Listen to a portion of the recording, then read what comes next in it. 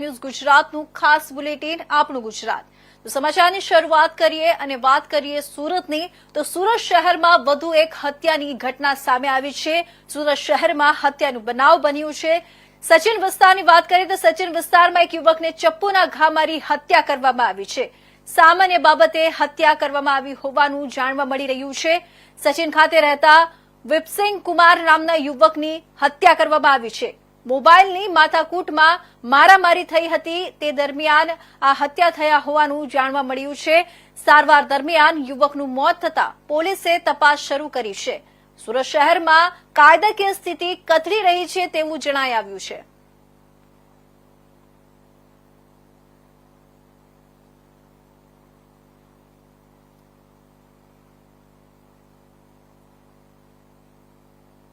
તો હવે વાત કરીએ આપણે અમીરગઢની। અમીરગઢ ગામમાં પંચાયત દ્વારા પીવાનું પાણી પૂરું પાડવામાં આવે છે, પરંતુ છેલ્લા કેટલાક સમયથી ગામમાં પાણી દૂષિત અને દુર્ગંધ મારતું આવતું હોવાથી લોકો પરેશાન થયા છે।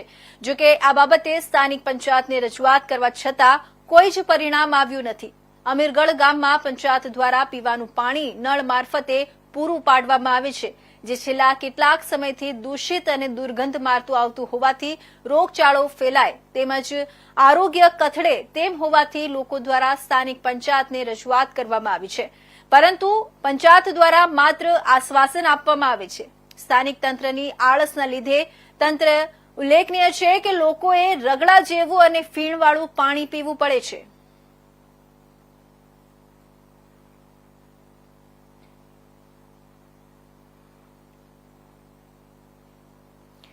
ઓલપાડની વાત કરીએ તો સુરતના ઓલપાડ ખાતે ભવ્ય તિરંગા યાત્રા યોજાઈ હતી, જેમાં વન અને પર્યાવરણ મંત્રી મુકેશ પટેલે તિરંગા યાત્રાનું પ્રસ્થાન કરાવ્યું હતું। યોજાયેલા તિરંગા યાત્રામાં ઓલપાડ તાલુકાની વિવિધ શાળાના ઓલપાડ કોલેજના વિદ્યાર્થીઓ તેમજ નગરજનો મોટી સંખ્યામાં જોડાયા હતા। દેશભક્તિના ગીત સાથે ઉષ્માભેર નીકળેલી તિરંગા યાત્રામાં યુવાનોમાં ઉત્સાહ અને દેશપ્રેમ જોવા મળ્યો હતો। લોકોમાં રાષ્ટ્રપ્રેમની ભાવના જાગે એ હેતુથી કેન્દ્ર સરકાર દ્વારા સમગ્ર દેશમાં તિરંગા યાત્રાનું આયોજન કરવામાં આવી રહ્યું છે। ત્યારે સુરતના ઓલપાડ ખાતે તાલુકા કક્ષાની તિરંગા યાત્રા નીકળી હતી।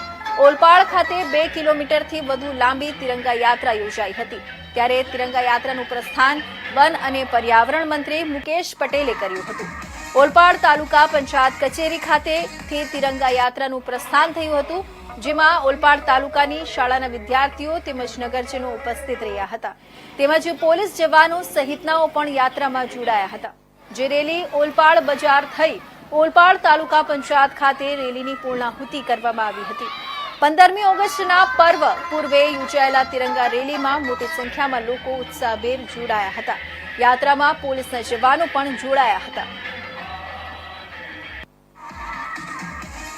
તારીખ 11/8/2025 15મી ઓગસ્ટ સ્વતંત્રતા દિવસના અનુસંધાને આપણા દેશના યશસ્વી વડાપ્રધાન શ્રી નરેન્દ્ર મોદી સાહેબ દ્વારા હર ઘર તિરંગા હેઠળ આજે જ્યારે સમગ્ર દેશમાં અને ગુજરાતમાં તિરંગા યાત્રાનું આયોજન થઈ રહ્યું છે, ત્યારે આજે ઓલપાડ તાલુકામાં પણ તિરંગા યાત્રાનું આયોજન કરવામાં આવેલું હતું। આ તિરંગા યાત્રામાં ઓલપાડ વિધાનસભાના ધારાસભ્ય શ્રી અને ગુજરાત સરકારના રાજ્યમંત્રી શ્રી મુકેશભાઈ પટેલ પણ જોડાયા હતા।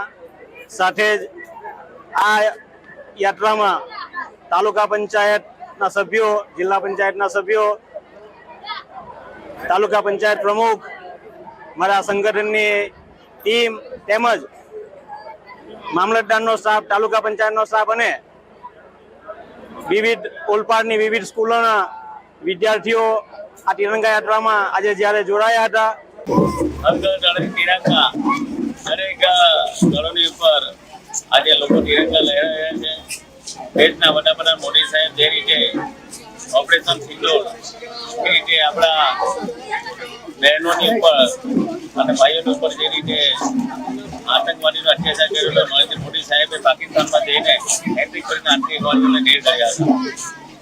આજે સમગ્ર દેશની અંદર ગામ હોય, તાલુકા હોય, શહેર હોય, દરેક જગ્યાએ તિરંગા યાત્રા નીકળી છે। ત્યારે આજે 195 ઓલપાડ વિધાનસભાની અંદર પણ તિરંગા યાત્રા નીકળે છે। ખૂબ મોટી સંખ્યામાં લોકો સાથે જોડાયા છે। તો વાત કરીએ આપણે કામરેજની અંદર સમગ્ર રાજ્યમાં દેશના જવાનોના માનમાં હર ઘર તિરંગા અભિયાન અંતર્ગત તિરંગા યાત્રા યોજવામાં આવી રહી છે ત્યારે આજરોજ સુરત જિલ્લાના કામરેજ તાલુકાના નવાગામ પ્રાથમિક શાળા ખાતેથી તિરંગા યાત્રા યોજવામાં આવી હતી અને આ તિરંગા યાત્રા કામરેજ તાલુકા પંચાયત ખાતે પૂર્ણ થઈ હતી। આ તિરંગા યાત્રામાં કામરેજ તાલુકા પંચાયતના પ્રમુખ રેખાબેન પટેલ, કામરેજ તાલુકા ભાજપ પ્રમુખ સુચેતન પટેલ, તાલુકા મહામંત્રી નિમેશ પટેલ, કૌશલ પટેલ, કલાભાઈ ભરવાડ, રમેશ સિંગાણા સહિત ડીવાયએસપી અનિલ પટેલ, વિદ્યાર્થીઓ તેમજ બહોળી સંખ્યામાં સ્થાનિકો હાજર રહ્યા હતા। આ તિરંગા યાત્રામાં ભારત માતાનો જય જયકાર થયો હતો। શાંતિપૂર્ણ માહોલમાં તિરંગા યાત્રા પૂર્ણ થઈ હતી।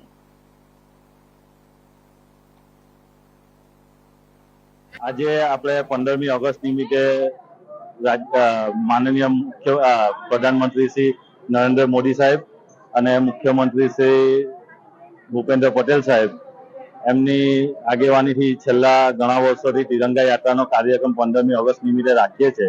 તો આજે 11મી ઓગસ્ટના નિમિત્તે કામરેજ તાલુકા કક્ષાનો કાર્યક્રમ તિરંગા યાત્રાનો રાખવામાં આવેલો હતો, જેમાં નવાગામ પ્રાથમિક શાળાના પટાંગણથી આપણે તાલુકા પંચાયત પટાંગણ સુધીનો કાર્યક્રમ હતો, જેમાં કામરેજ તાલુકા સંગઠનની ટીમ, તાલુકા પંચાયતની ટીમ, કામરેજ તાલુકા મામલતદારશ્રીની ટીમ, તાલુકા ટીડીઓની ટીમ અને સર્વે ભાજપના આગેવાનો દરેક ગામે ગામથી ઉપસ્થિત રહ્યા હતા અને ખૂબ સરસ કાર્યક્રમ પૂર્ણ થયો છે। તો વાત કરીએ સુરતની, તો સ્વતંત્રતા દિવસની પૂર્વ સંધ્યાએ સુરત શહેરમાં વાય જંકશન પર ભવ્ય તિરંગા યાત્રાનું આયોજન કરવામાં આવ્યું હતું। આ કાર્યક્રમમાં ગુજરાતના ગૃહમંત્રી હર્ષ સંઘવી તેમજ કેન્દ્રીય જળશક્તિ મંત્રી અને નવસારીના સાંસદ સી.આર. પાટીલ સહિત તમામ વિધાનસભ્યો અને સાંસદો હાજર રહ્યા હતા।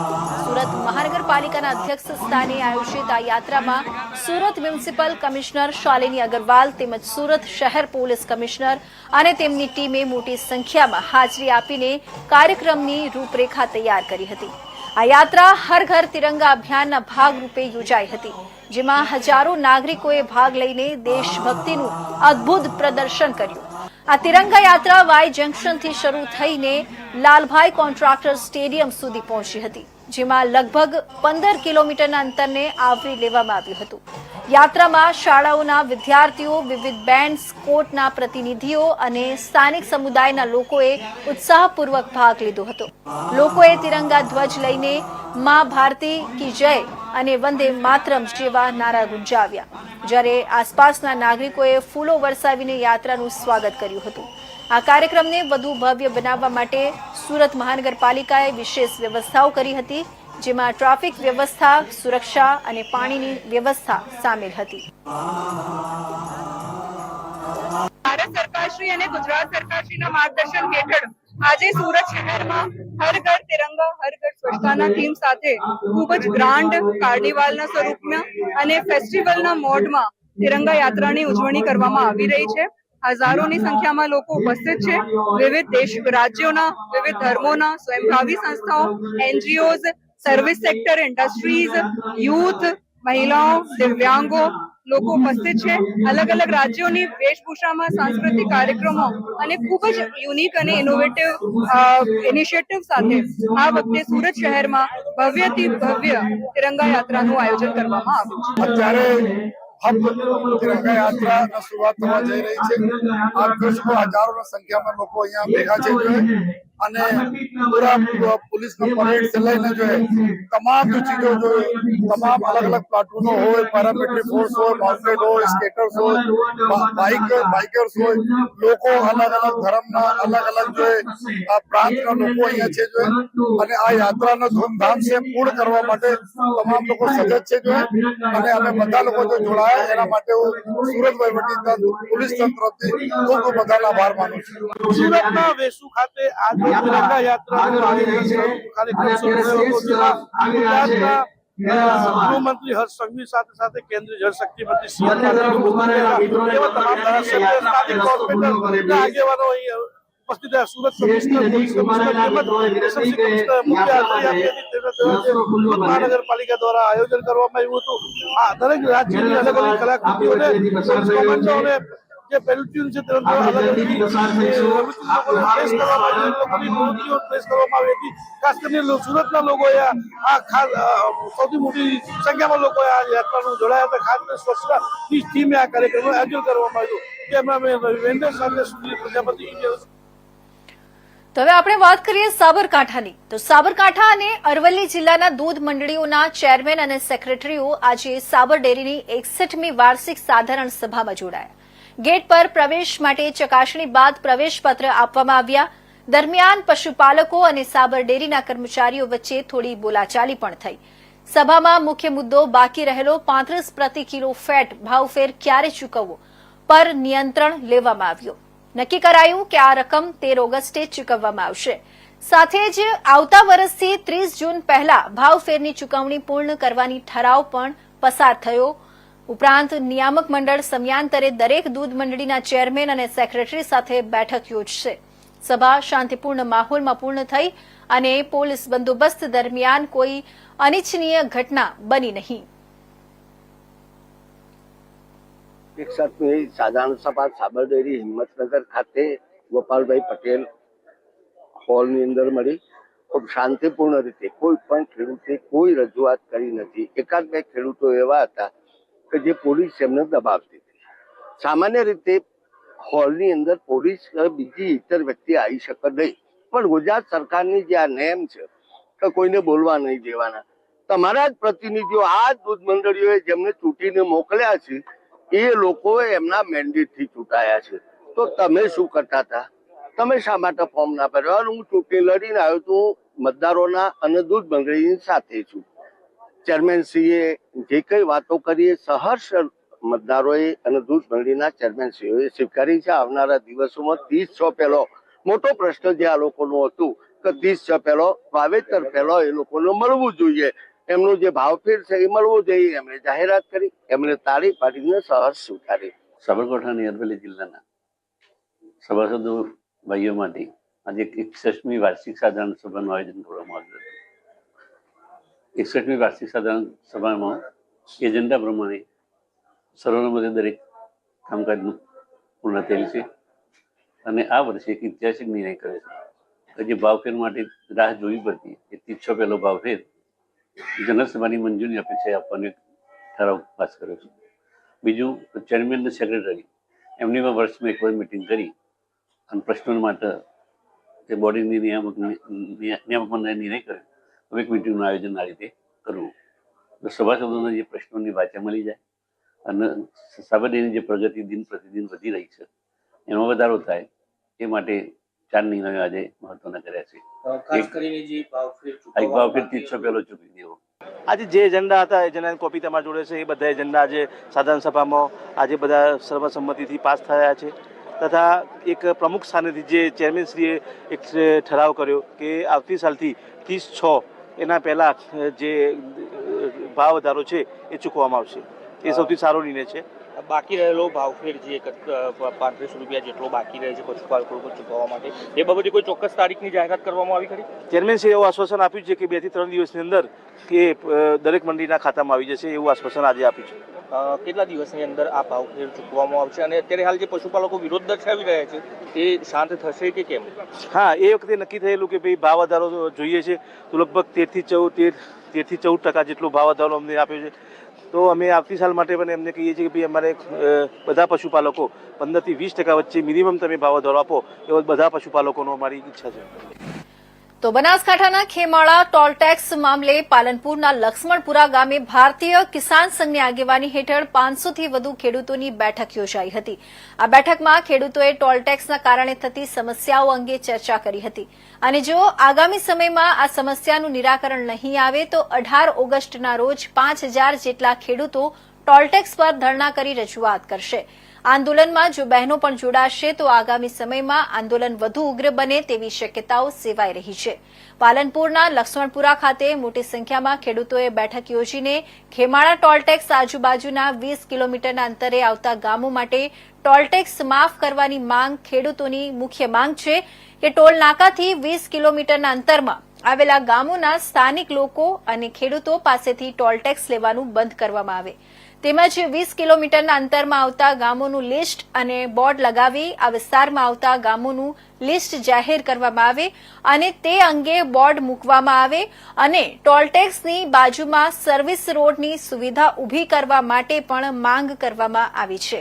ખેડૂતોનો આક્ષેપ છે કે ટોલ નાકાના કર્મચારીઓ દ્વારા છેલ્લા કેટલાક દિવસોથી ₹100નો પાસ લેવાની માંગણી કરવામાં આવે છે, જેના કારણે લોકોમાં વિરોધ વધ્યો છે.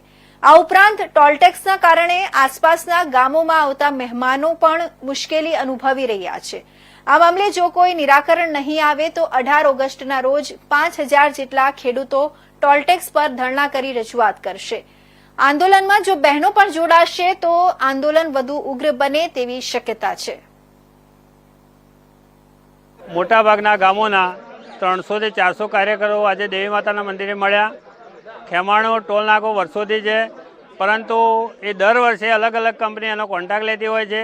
કંપની એના ફાયદા માટે મનમાની કરી અને સરકારનો જે નિયમ છે કે 20 કિલોમીટરના એરિયામાં ટોલ ટેક્સ નહીં ભરવાનો, આ ટોલ નાકાએ અમને સર્વિસ રોડ નથી આપ્યો. બીજી કોઈ અમારે સુવિધા જોઈતી નથી. ટોલ નાકાથી 1 કિલોમીટરના એરિયાના લોકો પાસે પણ આ ટોલ માગે છે. અમારા ઘરે બહારથી આવતા સગા સંબંધી બંધ થઈ જાય છે, જેને ટોલ નાકું ઓલરેડી વાપરવાનું જ નથી.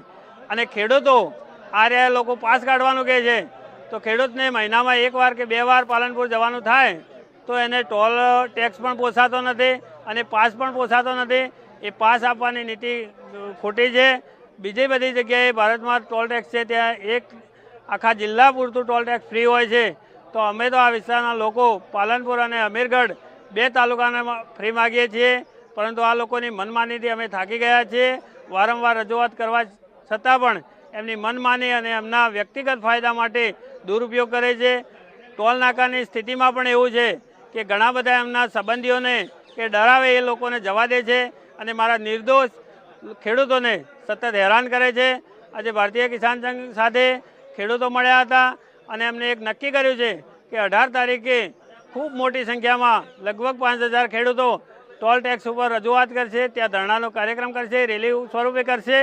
અને જો તેના માટે પણ ખેડૂતલક્ષી નિર્ણય ટોલ નાકું નહીં લે તો આવનાર સમયમાં બહેનો સાથે અમે ખૂબ મોટા કાર્યક્રમો કરવાના છીએ. આજ રોજ 10/8/2025ના રોજ દેવી માતા મુકામે આજુબાજુના 27 ગામના ખેડૂતો ભેગા થયા છે કે જે લોકોને હમણાં છેલ્લા 15-20 દિવસથી નવા કોઈ નિયમ પ્રમાણે ₹100ના ફરજિયાત પાસ માટેની એ લોકો માગણી કરી રહ્યા છે કે જેના વિરોધમાં એ જે એમને મળેલો અમારો અધિકાર 20 કિલોમીટરમાં આવતા ટોલ ટેક્સના આજુબાજુના ગામડાઓના ફ્રી જવા દેવાનો જે નિયમ છે એનું સદંતર ઉલ્લંઘન આ લોકો કરી રહ્યા છે, મનમાની કરી રહ્યા છે, અત્યાચાર કરી રહ્યા છે અને ગુંડાગર્દી એમના બાઉન્સરો ઊભા કરીને ખેડૂતો ઉપર અત્યાચાર કરી રહ્યા છે. એના વિરોધ કરવા માટે થઈને આંદોલન કરવા માટેની આજે પ્રથમ મિટિંગ હતી.